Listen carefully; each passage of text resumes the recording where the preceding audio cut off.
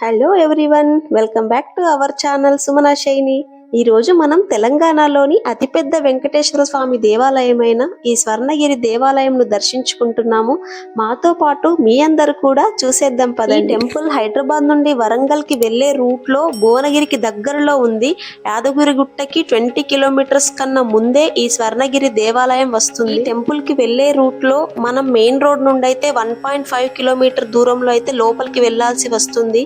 Bus లో వచ్చేవారైతే ఖచ్చితంగా ఆటోలకి వెళ్ళాలి. లోపలికి వెళ్ళాలి అంటే ఓన్ వెహికల్ ఉన్న వాళ్ళు మాత్రం ఈజీగా వెళ్ళిపోవచ్చు. ఈ దేవస్థానంను మార్చ్ 6, 2024 లో నిర్మించారు. ఈ టెంపుల్ యొక్క మెయిన్ ప్రత్యేకత ఏంటంటే డే టైమ్ లో కన్నా నైట్ టైం అయితే చాలా మంచి విజువల్స్ అయితే కనిపిస్తాయి. అబ్జర్వ్ చేయండి టెంపుల్ అంతా లైటింగ్స్ తో ఎలా వెలిగిపోతుందో. మేము వైకుంఠ ఏకాదశి అయ్యాక 2 డేస్ కి అయితే టెంపుల్ కి వెళ్ళాము. డెకరేషన్ అయితే చాలా బాగా చేశారు. అప్పుడు చాలా స్పెషల్ కదా టెంపుల్. ఇక్కడ చూడండి ఒక్కసారి కార్ పార్కింగ్ అయితే 50 రూపీస్ చార్జ్ చేస్తున్నారు. బైక్ అయితే 20 రూపీస్ చార్జ్ చేశారు. ఒకే రోజు యాదగిరిగుట్ట టెంపుల్ ని దర్శించుకొని ఈవినింగ్ టైంలో ఈ స్వర్ణగిరి దేవాలయం అయితే దర్శించుకున్నాము.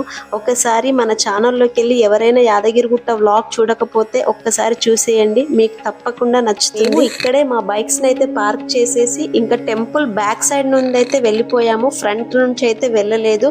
ఫ్రంట్ నుంచి వెళ్తే మాత్రం 108 స్టెప్స్ అయితే ఉంటాయి. మేము టెంపుల్ బ్యాక్ నుండి వెళ్ళాము. ఈ దేవస్థానం మొత్తం 22 ఎకర్స్ లో అయితే ఉంది. ఈ దేవస్థానంని మల్లేపల్లి రామారావు గారి ఫ్యామిలీ అయితే ఈ టెంపుల్ ని నిర్మించారు. అయినా తిరుపతికి వెళ్ళడం కుదరకపోతే మనకు దగ్గరలో ఉన్న ఈ స్వర్ణగిరి దేవాలయం ను దర్శించుకుంటే తప్పకుండా తిరుపతికి వెళ్ళిన ఫీలింగే ఉంటుంది.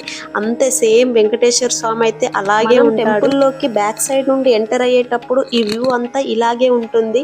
చూడండి ఒక్కసారి ఎంత నీట్ మెయింటెనెన్స్ ఉందో. టెంపుల్ అయితే లైటింగ్ తో చాలా వెలిగిపోతూ ఉంది. ఈ వీడియోని మాత్రం ఎక్కడ స్కిప్ చేయకుండా పూర్తిగా చివరి వరకు చూడండి. ఈ భవనం కనిపిస్తుంది కదా, ఇది స్వామివారి నిత్య కళ్యాణ వేదిక. ఇక్కడ డైలీ 1200 మంది స్వామివారి కళ్యాణం అయితే చూడవచ్చు. ఆ కళ్యాణ వేదిక కిందే ఉచిత భోజనశాల ఉంది. డైలీ 1200 మంది భోజనం చేయవచ్చు. మనం స్వామివారిని దర్శనం చేసుకోవడానికి ఇలా టెంపుల్ బ్యాక్ సైడ్ నుండి అయితే వెళ్తున్నాము. మీరందరూ ఒక్కసారి చూడండి. మనం టెంపుల్ లోకి వెళ్ళాలంటే ఈస్ట్ గోపురం నుండి వెళ్ళి సౌత్ గోపురం నుండి అయితే బయటకు వస్తాము. ఈ టెంపుల్ లో కూడా మొబైల్స్ అలో లేవు. దర్శనానికి స్పెషల్ ఎంట్రీ టికెట్ కూడా ఉంది. మొబైల్స్ డిపాజిట్ చేయడానికి 5 రూపీస్ అయితే చార్జ్ చేస్తున్నారు.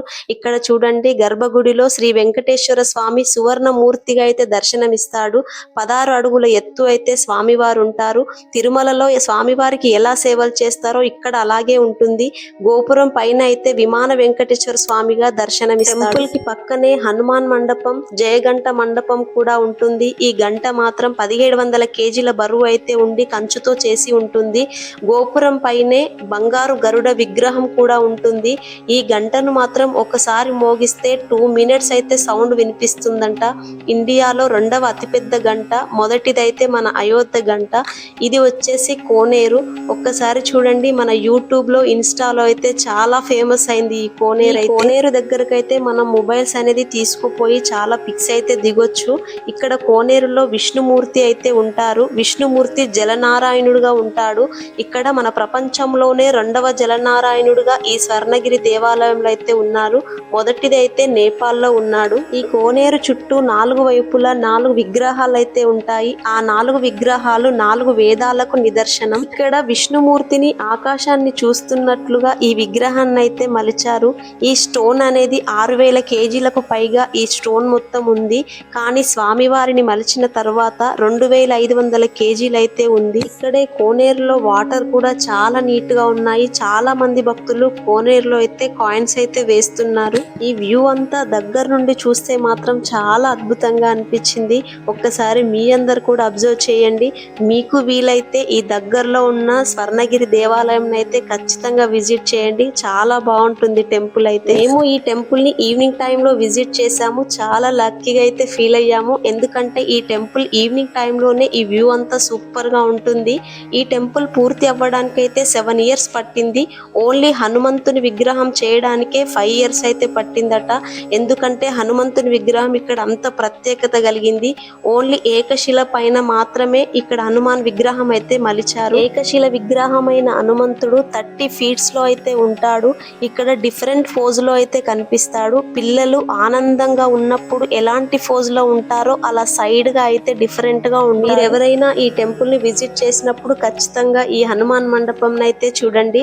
ఇదంతా కోనేరు వ్యూ. వైకుంఠ ఏకాదశి అయ్యాక 2 డేస్ కే వెళ్ళాం కదా, డెకరేషన్ అయితే చాలా బాగుంది అక్కడ. స్వర్ణగిరి దేవాలయంలో ప్రత్యేకత ఏంటంటే ఇండియాలో ఉన్న విష్ణు దివ్య దేశాల నుండి మట్టిని నీటిని తెచ్చి ఈ గుడి గర్భాలయం కింద ఉంచి ఇక్కడ వెంకటేశ్వర స్వామిని అయితే ప్రతిష్ఠించారు. ఈ టెంపుల్ లో ఎక్కువగా స్పెండ్ చేసింది ఈ కోనేరు దగ్గరే. ఎందుకంటే అంత బాగుంది కోనేరు అయితే.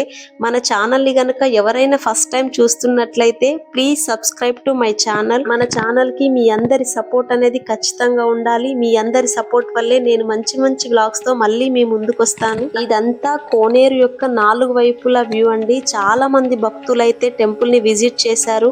ఇక్కడ ఎప్పుడు కూడా చాలా మంది భక్తులైతే ఉంటారు. ఏది స్పెషల్ లేకున్నా ఇక్కడికి దగ్గరలో ఉన్న వెంకటేశ్వర స్వామిని అయితే ఖచ్చితంగా దర్శించుకుంటారు. నిజంగా టెంపుల్ మాత్రం చాలా బాగుంది. ఇవి స్వామివారి పాదాలు. మనం గుడి లోపలికి వెళ్ళాలంటే వైకుంఠ ద్వారం నుండి ఈస్ట్ గోపురం నుండి అయితే వెళ్ళాలి. గర్భాలయానికి ముందే విజయ స్తంభం అనేది ఉంటుంది.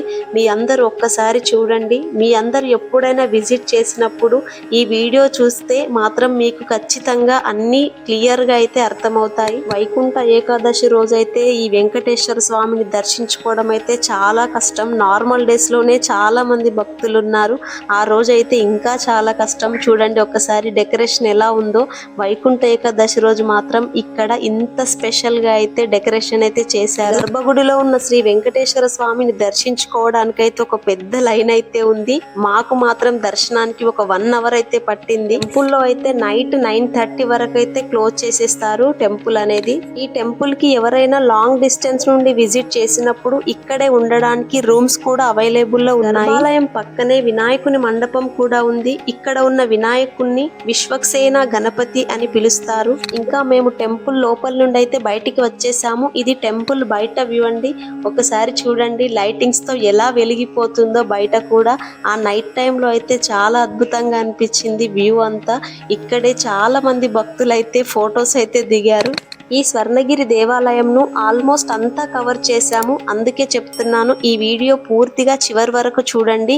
మీ అందరు కళ్ళకు కట్టినట్లుగా పూర్తిగా క్లియర్ గా అయితే అర్థమవుతుంది. మేము స్వామివారిని ఇలా దర్శించుకొని మళ్ళీ రిటర్న్ అయితే అయిపోయాము.